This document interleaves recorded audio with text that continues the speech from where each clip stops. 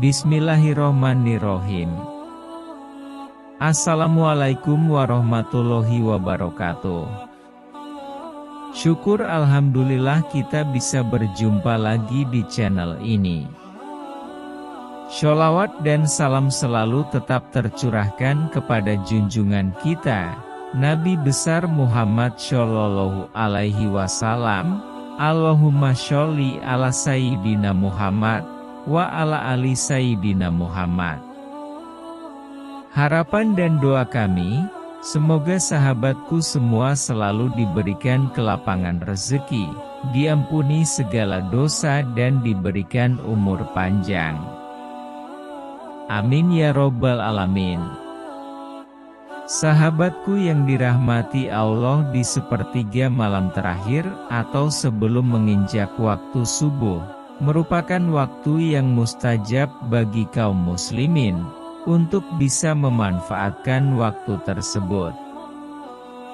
Bahkan, sebagai umat Islam, kita dianjurkan untuk memperbanyak pahala pada waktu tersebut. Ada beberapa amalan sebelum subuh yang dapat kita kerjakan. Yang pertama adalah sholat tahajud dan sholat witir. Dalam kitab Fathul Muqin karya Syekh Zainuddin bin Abdul Aziz Al-Malibari, yang diterjemahkan oleh Bahruddin Fuad, disebutkan hadis mengenai anjuran mendirikan salat tahajud dan dilanjutkan dengan sholat witir.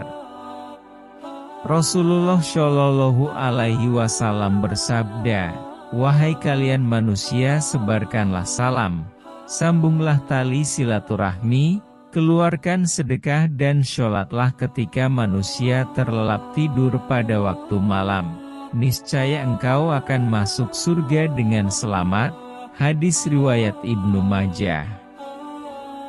Dan di hadis Rasulullah Shallallahu Alaihi Wasallam yang lain, juga meriwayatkan oleh Ibnu Umar radhiyallahu anhu, salat witir itu 1 rakaat di akhir malam. Hadits riwayat Muslim. Selain itu, dalam kitab Syahih Muslim, turut disebutkan bahwa sholat tahajud adalah sholat yang paling utama setelah sholat wajib. Rasulullah Shallallahu Alaihi Wasallam bersabda, sholat yang paling utama setelah sholat wajib adalah sholat yang dilakukan di malam hari. Hadis riwayat Muslim. Lalu yang kedua, sholat qobliyah subuh. Adalah sholat sunnah yang dilakukan sebelum waktu subuh, atau qobliyah subuh atau sholat sunnah fajar. Sholat sunnah ini memiliki banyak keutamaan yang bahkan tidak ternilai. Keutamaan sholat qobliyah subuh ini disebutkan dalam hadis yang dikeluarkan oleh Imam Muslim dalam kitab Sholat Al-Musafirin dari Aisyah radhiyallahu anha. Ia berkata bahwa Rasulullah Shallallahu Alaihi Wasallam bersabda, 2 rakaat sebelum fajar lebih baik daripada dunia dan seisinya. Pelaksanaan sholat qobliyah subuh antara terbitnya fajar dan sholat subuh. Sebagaimana dikatakan Abu Bakar Jabir Al-Jazair dalam kitab Minhajul Muslim, adapun Said bin Ali bin Waf Al-Kantani mengatakan dalam kitab Sholatul Mukmin, bahwa qobliyah subuh dikerjakan setelah adzan subuh dan sebelum iqamah. Yang ketiga, berzikir. Bacaan zikir yang dicintai Allah Subhanahu wa Ta'ala adalah bacaan tasbih. Sebagaimana Abu Hurairah radhiyallahu anhu mengatakan bahwa Rasulullah Shallallahu Alaihi Wasallam bersabda, 2 kalimat yang ringan di lisan, berat di timbangan, dan dicintai Allah adalah subhanallah wa bihamdi, subhanallahil azim. Hadits riwayat Bukhari dan Muslim. Dalam kitab Sahih Muslim, juga terdapat riwayat tentang zikir yang sering disebut dengan tasbih malaikat. Dari Abu Dzar ia berkata, Rasulullah Shallallahu Alaihi Wasallam ditanya tentang zikir apa yang paling utama. Beliau menjawab, zikir yang dipilihkan Allah untuk para malaikat dan para hambanya adalah Subhanallah wa bihamdihi. Malaikat juga menyukai manusia yang mengucapkan tasbih dengan lafaz berikut. Subhanallah wa bihamdihi. Alhamdulillah Maha Suci Allah dengan segala puji untuknya. Segala puji adalah milik Allah. Tiada Tuhan selain Allah. Allah Maha Agung dan Maha Pemberi berkah. Dan yang keempat adalah berdoa.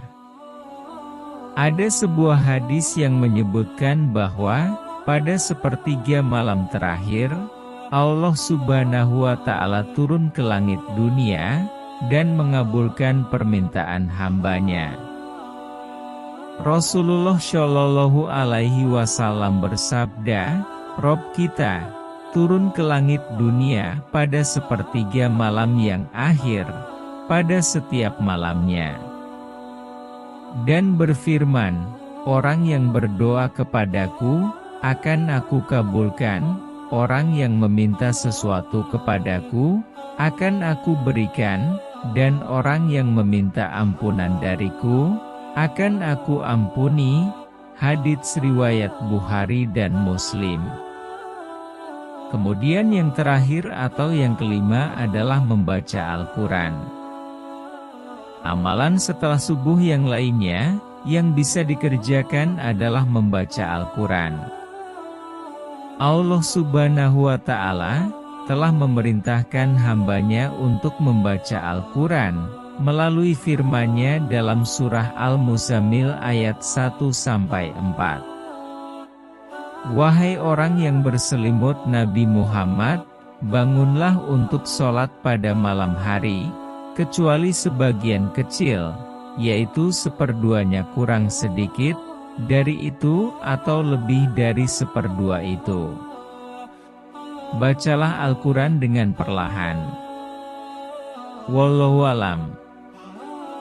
Demikianlah yang bisa kami bagikan, semoga bermanfaat untuk kita semua, amin ya robbal alamin. Bila ada kekurangan, mohon maaf yang sebesar-besarnya. Bila ada saran dan doa, silahkan ditulis di kolom komentar, untuk terus mendukung perkembangan channel ini.